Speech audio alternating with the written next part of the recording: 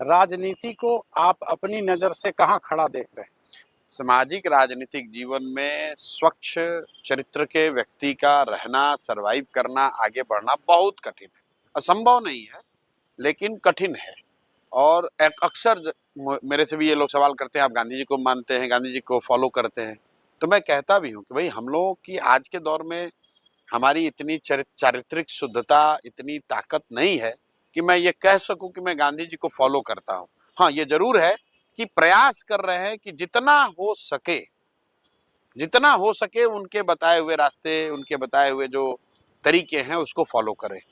तो बिल्कुल कठिन है, और मैं ये दावा नहीं करता हूं कि हम लोगों में कोई कमी नहीं है। बहुत सारी कमियां हैं, सीख रहे हैं, सीखने का प्रयास कर रहे हैं, लेकिन नियत ठीक है।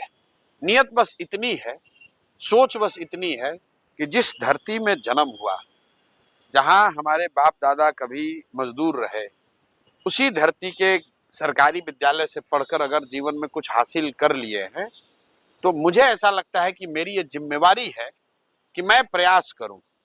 सफलता मिलेगी नहीं मिलेगी इसकी कोई महत्ता नहीं है मेरे लिए। मैं आपको बिल्कुल ये बताऊं, मैं रोज कहता हूं लोगों से कि आप ये चर्चा कर रहे हैं कि प्रशांत किशोर सफल होंगे कि नहीं होंगे। चर्चा आपको ये करनी चाहिए कि ये प्रयास होना चाहिए कि नहीं होना चाहिए बिहार में। क्योंकि बिहार को सुधारने का जो प्रयास है, वो चाहे आप करें या हम करें, आज हो या 10 वर्ष के बाद, करना तो किसी न किसी बिहार के आदमी को ही पड़ेगा। बिल्कुल। और सुधार की जरूरत क्यों है? इसलिए नहीं कि प्रशांत किशोर कह रहे हैं, इसलिए नहीं कि हम नीतीश और मोदी और लालू के विरोधी हैं, इसलिए कि 1970-75 के दौर में भी देश का सबसे गरीब और पिछड़ा राज्य बिहार था, और आज भी जयप्रकाश नारायण के संपूर्ण क्रांति के आंदोलन और नारे के 50 साल के बाद भी आज देश का सबसे गरीब, सबसे पिछड़ा, सबसे ज्यादा निरक्षर, सबसे ज्यादा बेरोजगारी, सबसे ज्यादा पलायन वाला राज्य बिहार ही है। तो परिवर्तन तो, बदलाव तो होना ही चाहिए। अब बदलाव करेगा कौन?